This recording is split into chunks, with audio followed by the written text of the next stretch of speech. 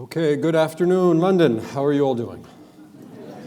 Good. All right, wonderful. Well, thank you so much for having me here. I'd like to thank the National Secular Society for inviting the least popular person in the American secular movement to come lecture on the anniversary. I'd like to thank Stephen Evans, Claudia Fragapane, Alistair Lichten, and of course, the president, Terry Sanderson. In many ways, it's symbolic that I'm here, and I won't squander the opportunity, I promise you. So we're going to have a lot of fun today. We're going to have so much fun that there should be laws against the type of fun that we're about to have. And we're off. The name of this lecture is Freedom of and Freedom from Religion, Understanding What Secularism Is. I'll be reading some, but I'll probably be speaking to you a lot more. And these are called prezzies. Please use them if you're school teachers. They're excellent. All right? It's the better PowerPoint, the more grown-up PowerPoint. All right, Solomon Rushdie, wonderful writer, one of yours. I'm trying to get into the local flavor. Let's look at the quote. Confusion to our enemies. One of his peculiar characters says that in The Moor's Last Sigh, very underappreciated piece of work. Confusion to our enemies reminds us that in any form of political activism, confusion is a major, major handicap. My claim in the first part of this lecture is as follows, and it pertains to American secular movements, and by extension, I would imagine, British ones as well. We in the United States are hamstrung by the inability of our leadership and our rank and file to agree as to what secularism is. So we are confused. Our enemies are saying we're happy because our enemies are confused. If you understand that, we are the ones who are confused. Coherent political activism is impossible under circumstances where people don't know what they're activating for. So let's look at a couple of things very, very quickly. Here's a poll of atheists in the United States, and one fact that keeps coming up again and again and again is Americans are less likely to vote for candidates who they believe are atheists. Think of the equation between atheism and secularism, if you will. And now we move on. In January 2016, 51% were less likely to support a candidate who didn't believe in God. In 2007, the number was as high, it was 63%. In the United States, opponents of secularism, be they white conservative evangelicals, traditionalist Catholics, conservative Mormons, and those on the left, the postmodernists, the post-Foucauldians, the post-colonialists, I call them pomo-Foucault, all right, have virtually stopped the American secularist movement in its tracks by fomenting these confusions. All right? So the more confusion that can be applied to what the term secularism means, the better. As for the American secular movement, which is very, very poorly led and always has been throughout its history, it is poor, it is myopic, it is overheated. It has done very little to counter the confused impressions about secularism that circulate in American public and civic space. So let's begin by sampling what happens when your movement cannot dispel inaccurate claims about what your movement is about. This is James Clapper up on the screen. I'm a Washingtonian now by way of New York, so I'm very close to people in these sorts of circles. Largely secular is not the descriptor that leaps to mind when thinking about Egypt's Muslim Brotherhood. But that's what James Clapper, U.S. Director of National Intelligence, called the group while testifying to Congress in 2011. Outrage ensued, and within hours, his office, to use the Washington adage, walked it back. The news release read as follows. To clarify Director Clapper's point, in Egypt, the Muslim Brotherhood makes efforts to work through a political system that has been, under Mubarak's rule, one that is largely secular in its orientation. He is well aware that the Muslim Brotherhood is not a secular organization. All right, consider the case of former Pennsylvania Senator Rick Santorum. During a 2012 Republican presidential debate, he criticized President Obama's secular ideology as being against the traditions of our country. Oddly, this came a few minutes after he spoke of the necessity of a secular Pakistan. Secularism, Santorum implied, was bad for us, but good for them. On we go. Lest you think I'm aligned with one political party, there is our president, Barack Obama. President Obama employs his own double standard. When using the S word, he scoffed at the knee-jerk, amoral secularism of his own party and the audacity of hope. Here's the quote. I almost popped out of my chair when I first read this. In reaction to religious overreach, we equate tolerance with secularism and forfeit the moral language that would help infuse our policies with larger meaning. This is the President of the United States, a Democrat. The Democrats were traditionally assumed to be the greatest friends that secularists ever had. Though, when he rolled out his, we have Ben Carson. Here's Ben Carson, an interesting fringe character in the Republican Party, though unfortunately the Republican Party has become a collection of fringe characters.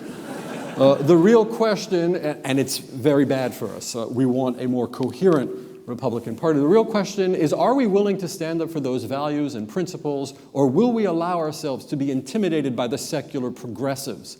Carson wrote, the secular progressives don't care whether you agree with them or not, as long as you sit down and keep your mouth shut. And I think the secret to prosperity in this nation is we must be willing to stand up for what we believe in. Okay, on we go. In a moment, we're going to play a famous clip from John F. Kennedy. I'm going to set it up for you in a moment. All right, but what have I tried to establish so far? There is tremendous confusion in American public space about what secularism does and doesn't mean. There are relentless attacks on the S word. It is a word that is almost unmentionable in certain precincts of American society. All right, this is where we lost the battle. Fine. What I'd like to do now is go a little bit retro, and I want to offer you what I think is the most accurate and pithy depiction of what mid-century American secularism was. While you're doing it, if you could take out this wonderful handbook that the NSS has just published, and I just looked at it this morning, if you could go, if you'd be so kind, to the Secular Charter, and you might want to start checking off all the things that then Senator Kennedy says that align with the type of secularism that is being adumbrated in this pamphlet. So we're going to go for about 90 seconds. This is John F. Kennedy in 1960, before he was president, speaking in September in front of the Houston Ministerial Baptist Association. And what's very, very important, the context is he's a Catholic, a Roman Catholic. They want to hear him say that he is secular. They're fearful that he has the old dual allegiances to Rome instead of to his own country. We're going to go to the 1-minute mark. Alistair, if you can get us there, and then we're going to listen to the president.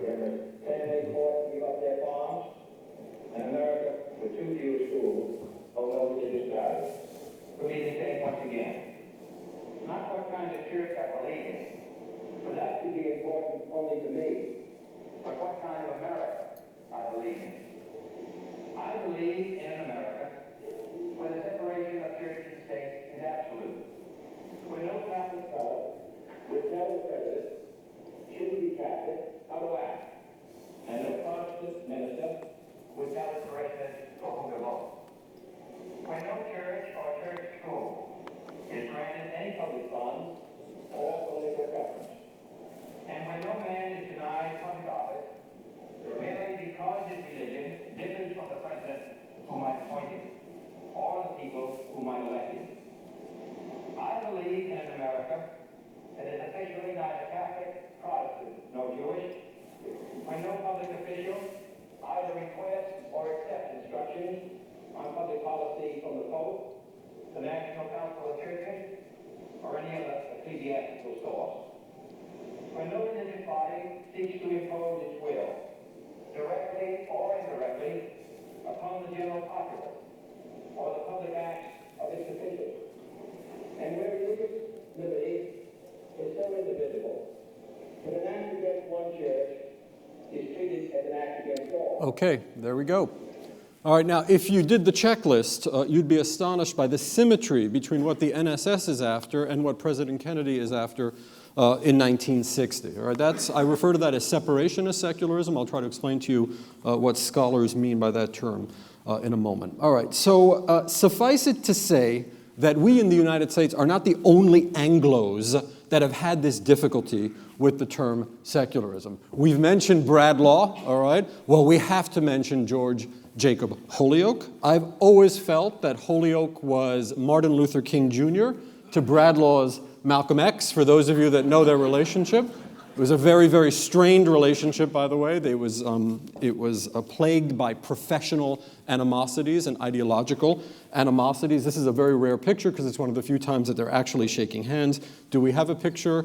Did we have pictures back then of Bradlaugh and Holyoake shaking hands? I don't know. If we have one, it would be quite a find. Holyoake, I think, was sketching out a vision that was very, very different from the vision that Bradlaugh was putting forward. Right? At the risk of roiling this room and maybe all of England, I think Bradlaugh is the intellectual progenitor of the new atheist currents within secularism, whereas the Holyoakian tradition, especially the older, more mature Holyoake, not the Holyoake that was thrown in jail and his daughter perished while he was there and came back with very justifiable anger. He was thrown in jail because he blasphemed. He said something that was seen as anti-Christian. The older, more mellow Holyoake, and I was very touched by Mr. Sanderson's remark that he had thought about my book a little bit, and he said, yeah, it's kind of pragmatic, right? Doesn't feel as good, right? But perhaps there are suggestions there that might be useful. The older Holyoake is the father, I think, of the more moderate strain within the secularist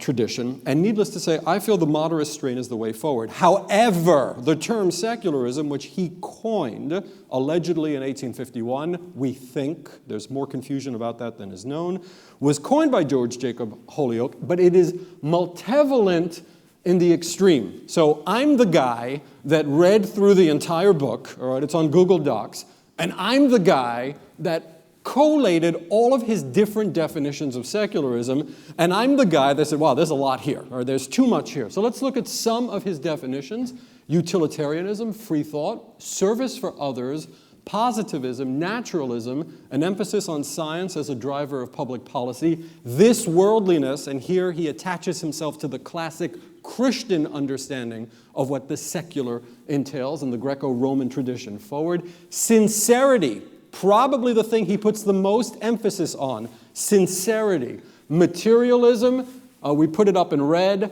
something other than theism or atheism. All right, this comes from the source itself. George Jacob Holyoake, who coined the word secularism, says it is not theism and it is not atheism. The free search for truth, free speech. What's fascinating to an American commentator is he rarely talks about separation of church and state, even though those ideas were in the air, especially across the channel in France. Right? So a kind of political vision he did not have. He had an ethical vision of what secularism was. Look at number 10. All right, and now we get to Malcolm. All right, debates with Charles Bradlaugh. I hold that the logical consequence of secularism, says MP Bradlaugh, is the denial, the absolute denial of a providence. They had a huge debate back in 1870, a 3-day debate, which is really fascinating to read. Holyoake riposts. Once more, we will recapitulate that secularism is not atheism, although many secularists are atheists. All right, so here we have Holyoake and Bradlaugh. This ambiguity that secularism is atheism, as opposed to being congenial to atheism, has absolutely crippled and hamstrung the movement, probably from its inception, for all the wrong reasons, because people have demonstrable biases towards non-believers. All right? Because adversaries of secular movements have skillfully been able to rebrand secularism as something that it is not, or at least that I hope it is not, these are the types of understandings that you get of secularism in a public space almost anywhere except for France. All right? France is the one country where the word secular has a positive connotation. So what do people think of when they think of us, those of us in this room? Radical Soviet-style atheism, that is Stalinism, communism, an enemy of religious freedom, an enemy of religion, an advocate of science as a driver of public policy, which we like, to the extent that all other considerations are relegated to oblivion, which some of us don't like. That's the Mary Shelley Frankenstein assault on secularism. An avowed enemy of freedom of conscience. Secularists are people who want to tell you what to think, and they don't respect your God-given right to individually come to your own conclusions about the divine or the lack of the divine. 6, tyrannical to the core, deeply opposed to civil liberties. Now, many of you are saying, but that's not us. That's not our movement. We don't stand for that, all right? I'm here to deliver the terrible and I think factually accurate news. This is what our adversaries say about us. Think of Rushdie, confusion to our enemies. When students hear this sort of thing, they get very, very confused in schools and universities when people attack secularism, as they often do. That slide didn't work out too well. I was just showing you the forthcoming Oxford Handbook of Secularism, where I try to offer my own definition, but I don't give it to you yet because I want to titillate you. So here are just 6 types of secularism. Trust me, that are more. I think it's very, very important from this moment on, when anyone in the National Secular Society speaks about secularism, they be very, very clear what type of secularism they're speaking about. If not, you're going to have a very bad conversation. All right? So try and say, this is what I mean by it. Now, I've found about 12, 15, 16 definitions that are all existing at once. I'm going to give you 6 that are noticed by scholars, and then we're going to turn things around in a rather intense way. Let's start with separationism, the mid-century American model. Here we go. Roger Williams, who is one of our founders in the United States of the secular vision. You gave him to us. Thank you very much. Roger Williams is probably the person who coined the term wall of separation. When they have opened a gap in the hedge or wall of separation between the garden of the church and the wilderness of the world, God hath ever broke down the wall itself, removed the candlestick, and made his garden a wilderness. A wilderness. This is where we think the expression wall of separation comes from. This is Jefferson's 1802 letter to the Danbury Baptists. I'm going to read it to you because it really is ringing oratory. Believing with you that religion is a matter which lies solely between man and his God.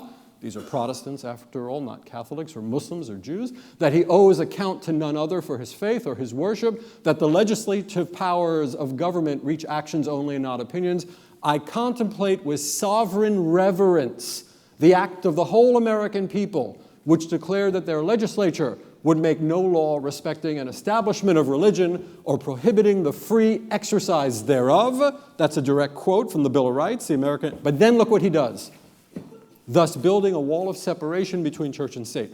And that's not in quotes, because that's Jefferson's gloss on what's going on. All right, what has happened to separationism in the United States? A withering critique by conservative scholars has argued that Thomas Jefferson misread the Constitution. The phrase separation of church and state does not appear there, they argue, and they've done a very good job. So I was telling Mr. Sanderson a little bit earlier, here's some great advice for secular groups. Don't purge your intellectuals, all right, as I think has happened in the United States, or where people who are atheists and secularists and conduct research, if we don't find the things that the rank and file wants to find, we're out, all right? This hasn't happened amongst conservative scholars. They have mounted a very credible assault on the idea that separation of church and state has constitutional sanction. Let's fast forward to 1985. This is when separationism died in the United States. Unfortunately, many so-called American secularists refuse to acknowledge that. Here's Jaffrey, who goes on to be Chief Justice, Rehnquist, excuse me, in the Jaffrey case. The wall of separation between church and state is a metaphor based on bad history, a metaphor which has proved useless as a guide to judging. It should be frankly and explicitly abandoned. And the American judicial system has abandoned it. They don't think in terms of separation of church and state, but if you speak to American secularists, what do we want? We want separation of church and state. All right, let's go on. There's a huge debate about these issues. Here are some great books. I am a college professor after all, so you might want to read Hamburger's Separation of Church and State, Noah Feldman, Divided by God, Harvard University law professor, really quite a text, Martha Nussbaum, Liberty of Conscience. Those are the books that will really help you understand this peculiar American debate about what our Constitution actually says. Okay, laïcité. Let's get to the French version. All right, those of you might know the Monty Python. All right, I don't know if you can see it in the back. I just find that scene to be very funny. What is laïcité? Laïcité is a genetic cousin of Anglo-secularism. It actually is very, very different.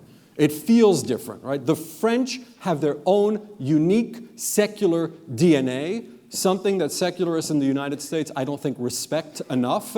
It is not Anglo DNA, all right? It is very, very different in terms of the figures that have given it to us. So a couple of thoughts on France. I won't spend tremendous time on the subject other than to emphasize that it's not the same thing as your version, because French history and culture is extremely different. So let's go forward. Somehow it led to this, all right? Somehow, all right? And you can tell from my first name that I have some French cultural heritage. I'm very proud of France, having been conceived but not born in Paris, France, all right? This I'm not particularly proud of, all right? Though I can understand how the laïque mindset brought them to this, all right? The tradition of French secularism is very, very different from the American tradition because it was born, in the words of Henri Peña-Ruiz, who's a major exponent of classic French laïcité, it was born in blood and tears. I mean, many, many people died, all right, for the laïque idea. So I urge you, even if you find this burkini ban to be preposterous, as I do, try to understand the French on their own terms. All right, this is an article about what the burkini ban was. We needn't go into that. Here's Martin Luther, who is an architect of the Anglo tradition of secularism. We have learned that there must be a secular authority on this earth. Martin Luther, ladies and gentlemen, a Christian and salutary use may be made of it. If you read some of my other work, my more scholarly work, I try to identify the origins in Christian political philosophy of the secular worldview. Here's John Locke, one of our heroes, in a letter concerning toleration, who makes very similar points. This is the Anglo tradition, but this does not bring us necessarily to laïcité. Here's the best definition I ever read of laïcité, and it's different from separationism. Laïcité is above all an obsession with religion, and it leads to the desire to legislate about religion instead of accepting true separation. Laïcité and American mid-century separationism, the type of thing that John Kennedy was speaking, are not the same thing. They're in the same family, but they're different ways of understanding the ideal secular state.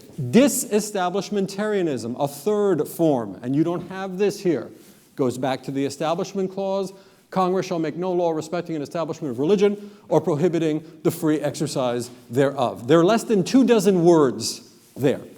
How on earth will 24 words guide a nation of 310 million people from every imaginable religious tradition and non-religious tradition? We have a real problem in the United States in that we don't have any foundational materials that help us understand the relationship between religion and government. If you go to France, they have the 1905 statement, the laïque statement on the separation of church and state. It's like 5,000 words. Right? There's details everywhere. The French clearly thought very, very carefully about what the proper relationship was between religion and government in a way that those of us in the Anglo sector did not. This is just for the historians in the room. You might not know this, but our First Amendment, Congress shall make no law respecting an establishment of religion or prohibiting the free exercise thereof, you can get a tattoo of that if you so desire, was not supposed to be the First Amendment. All right? Mr. Madison, who drafted it, had a very, very different ideal in mind, and it was this: the civil rights of none shall be abridged on account of religious belief or worship, nor shall any national religion be established, nor shall the full and equal rights of conscience be, in any manner or on any pretext infringed. That was supposed to be our First Amendment. We didn't get it, and we don't even know why, because there were no notes. All right? So somehow it transmogrified into the other version. Accommodationism. This is a controversial version. What is accommodationism? A new form of secularism. One could argue that its roots are in India. Yeah, India. All right? That Nehru and Gandhi came much closer to this version first before anyone else did. What is the accommodationist tradition? Accommodationism argues that religion is a good, and a government has an interest in supporting it. So as long as the government treats religious groups equally and gives each religious group exactly the same thing, it can indeed partner with religious groups. I see some of you frowning and shaking your heads, and you have the same impulse that I do. If religion is a good, What is non-religion? All right, that's the problem with accommodationism. All right, where does the government acknowledge that not having belief is also a good? It doesn't, which is why in my book I'm very iffy as to whether I consider accommodationism secularism. Accommodationists argue that the government may aid religion as long as it does not do so to the advantage of one religion over another. Aid must be given in a non-preferential, for the barristers in the room, this is the key word, in a non-preferential manner. What is available to one religion must be available to all. And we have this monstrosity in the United States known as the Office of Faith-Based and Neighborhood Partnerships. It was born under George W. Bush, and everybody thought when the Democrat Barack Obama came to town he was going to get rid of it. On the contrary, he held a big press conference 2 months before the election in 2008 in Zanesville, Ohio, and he said, not only am I going to keep it, I'm going to make it bigger. All right? So at that moment, American secularists had been abandoned by their greatest allies, the Democratic Party. What does the Office of Faith-Based and Neighborhood Partnerships do? It doles out money to religious groups that provide social services. So there's some good social services, right? Battered women's shelter, good social service, right? Methadone clinic, good social service, right? Pray the gay away, bad social service, right? And this is where George W. Bush got himself into a lot of difficulties. And Barack Obama did not do a good job either. We're running a little short on time. Non-cognizance is interesting. It's sort of the theoretical fair-haired boy or girl that everyone loves, right? Because this was actually Mr. Madison's idea. It never works and nobody's ever tried it, all right? However, I know it's going to lure many of you in this room because I like it as well for its artfulness, right? The idea of non-cognizance is that the government can take no cognizance or awareness of anyone's religion or lack of religion, right? It must operate as if it knows nothing about the religious or irreligious proclivities of its citizens. And many in the room are saying, yes, we like that very much. I like it very much. It's actually never been tried, so it's kind of this theoretical model. It's a rocket that has never been fired, right? So maybe one day somebody will bring us up to non-cognizance. State-sponsored irreligion. And now we're going to head into new atheist territory, I guess, right? Here's the Albanian Constitution of 1976. This is also a form of secularism, I think. The state recognizes no religion whatever and supports atheist propaganda for the purposes of inculcating the scientific materialist world outlook in people. You should read this book. It's quite good. Storming the Heavens, the Soviet League of the Militant Godless. This is almost like a Mel Brooks movie, right? So it's a bunch of Soviet communist apparatchiks that are going around the country lecturing, I guess, peasants, right, and proletarian, right, about godlessness, right? And they deliver something like 52,000 lectures on godlessness, right? And people have to come, or you have to kind of sign in. It's like going to chapel in an American Midwestern college. So people are coming in and they're being lectured on godlessness, right?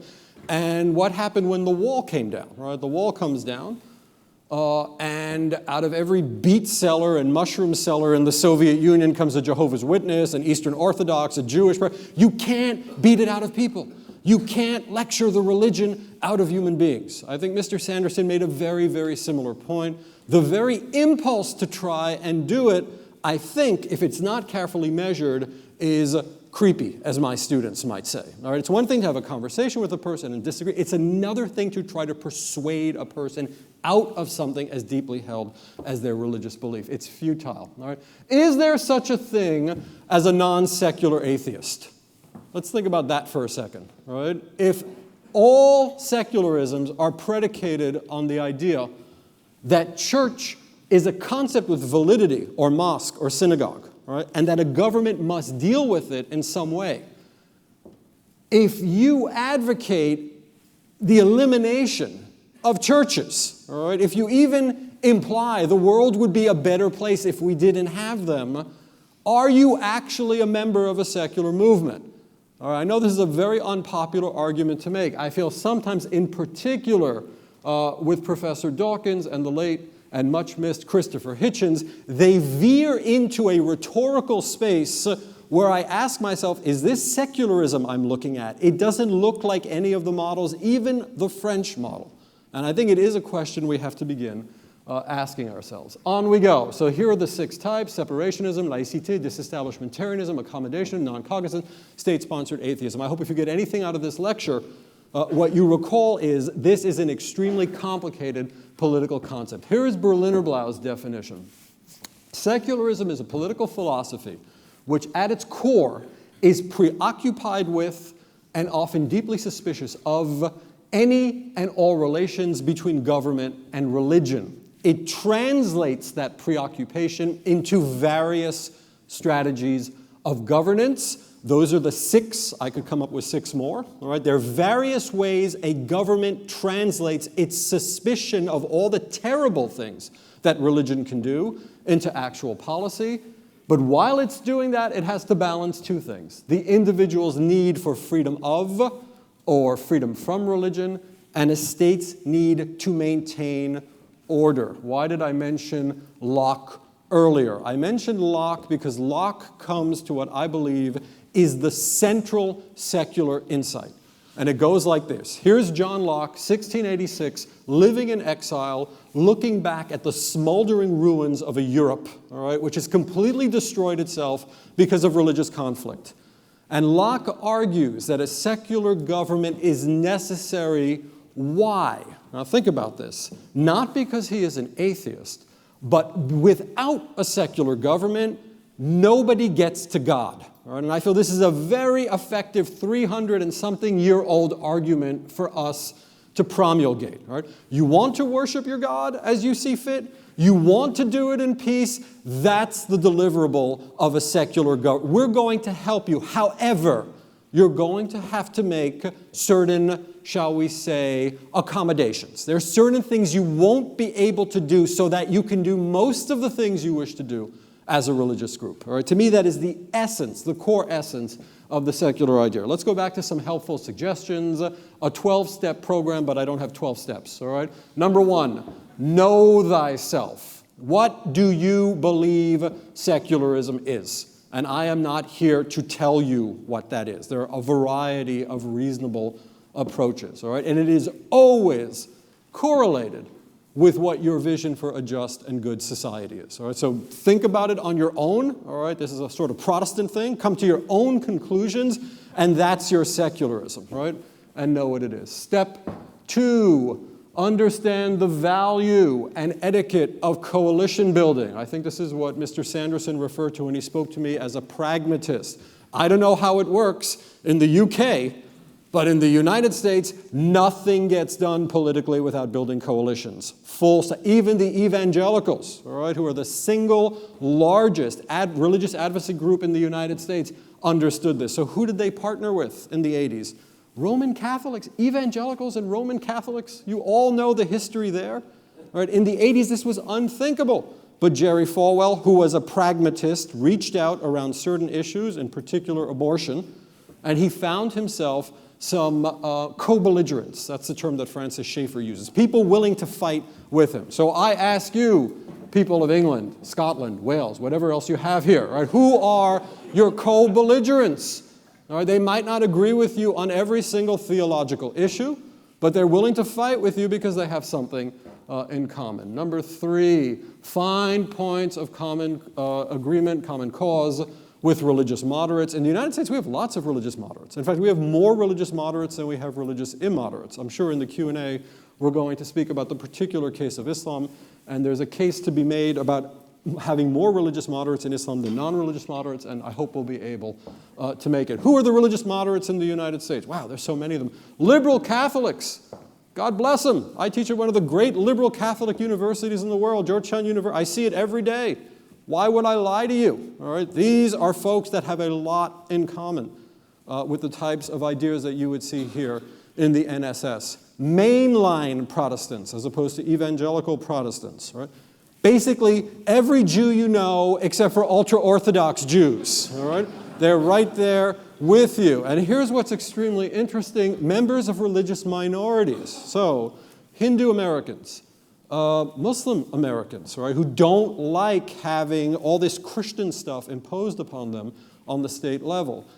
Members of Eastern Orthodox religion, Native Americans, right, Wicca people, all right? People that are involved in alternative forms of religiosity. These are allies for any coherent secular movement. Okay, 3A, recall that secularism is born of Christian political philosophy. This is an argument I develop in some of my other writings. Groups such as Baptists in America have historically been staunch proponents of secularism. No baptism, no secular vision in revolutionary America. Isn't that strange? People don't know that. Religious minorities almost always favor policies that are separationist or disestablishmentarian. In terms of sheer numbers, coalition building with religious allies makes a lot of sense. 5, secularism is not atheism. Are you going to pull me off the stage? It's not, all right? I've studied this concept for 15 years. There is a tremendous degree of symmetry.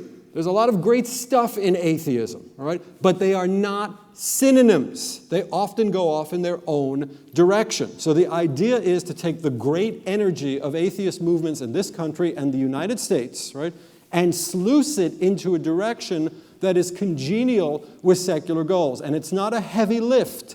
Believe me, it really isn't a heavy lift unless, all right? And the greatest advice I can give you, kindly desist from calling religious moderates morons, all right? The type of theological bashing that goes on any atheist website or chat room in the United States, it just has to stop, right? And then it turns inward, as you all know, and half of you have probably participated in it. Well, all of a sudden, the board is attacking itself and cannibalizing itself, right? So there's something to be said about what we in the United States like to call negative energy, all right? Control your negative energy, all right? It's necessary at certain points, right? But sometimes you have to know how to rein your negative energy. And I can't offer better advice to American secularism than this. This has been a disaster, all right? As a member of a Reformed Jewish congregation, myself, right? Whenever I try to talk up secularism, I get this, all right? Didn't that guy Hitchens say, or well, yeah, he did, but he doesn't, what do you mean he doesn't represent the entire, I don't want to be made to feel as if I'm an imbecile because I have certain faith convictions, and I feel that there are many faith convictions that a secular movement can say, that's fine, right? As long as you keep it to yourself, as long as it doesn't impact the lives of others, which I feel most people, religious people in the United States, then it's fine. Then we have no problem with it. Okay, fight anti-theist prejudice, right? I don't want to give you the impression that I'm oblivious to this, all right? This is a real problem, all right? It is probably a much bigger problem in the United States, and it's a regional problem, right? So atheists in the South do have a hard time. Atheists in the Mountain West, in certain parts of the Mountain West, are confronted with completely unreasonable assumptions about who they are and what they do.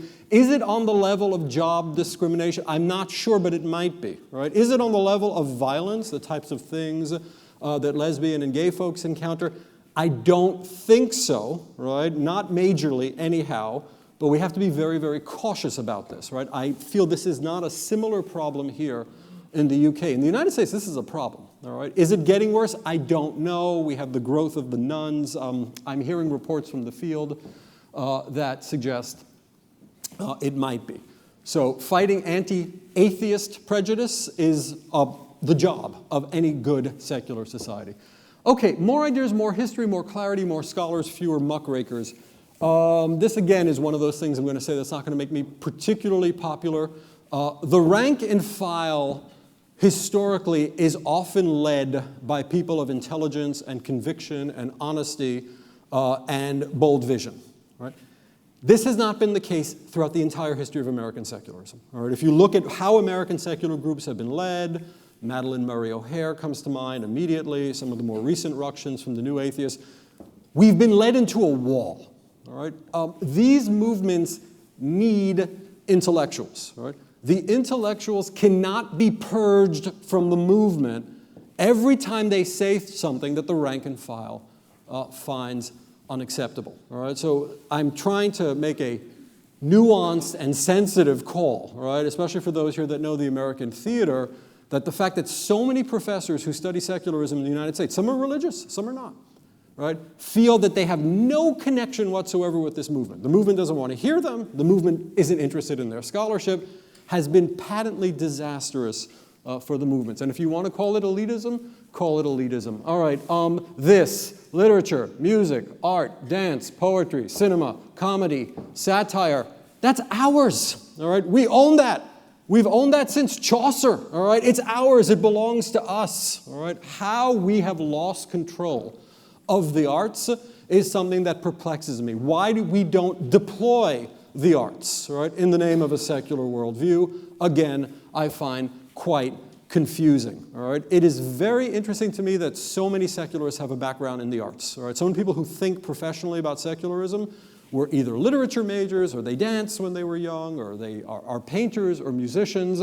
I feel there's tremendous amount of outreach and synergy with artistic communities. All right, this is going to be a little bit weird, all right? We're going to try this while I wrap up my lecture. Here we go. You ready? We're not going to play with any sound. All right? Satire, satire, satire. Let's just wait till we load up, everyone.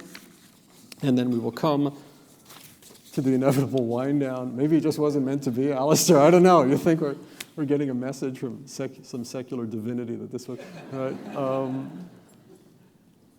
Here it comes. No? We're waiting for it. Wow. So let's just leave it like that, all right? Rushdie says that you encounter epiphanies, right, in strange ways in modernity. So we're having a very, very strange epiphany. I want to wrap up by saying I am noticing within the secular movement a little fissure, a new fissure. And the fissure goes like this, right?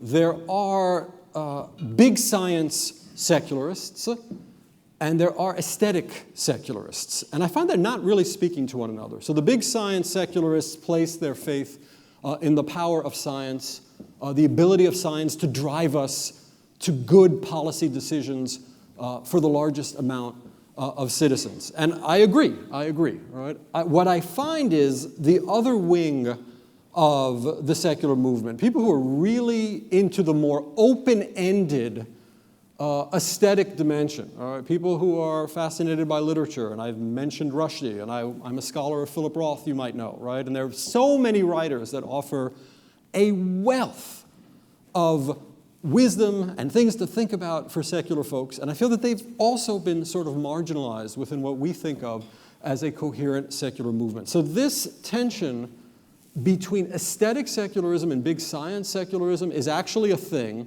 Aesthetic secularism is losing that, right? And I want to figure out why. In my way of seeing things, secularism has a tremendous organic connection to the arts. We can speak about it a little bit more in the Q&A. To my way of seeing things, secularism is the arts, right? So if Holyoake understood secularism as an ethical project, and 20th century American secularists understood it as a political project, what I'd like to explore with you as we go a little bit further today is what about thinking of secularism as a political project and an aesthetic project as well? All right, where would that take us? What are our resources? How would the world look different if we brought a secular aesthetic to our understanding of the society we live in? And with that, I want to thank you all, and I guess we get to the Q&A now. Yes?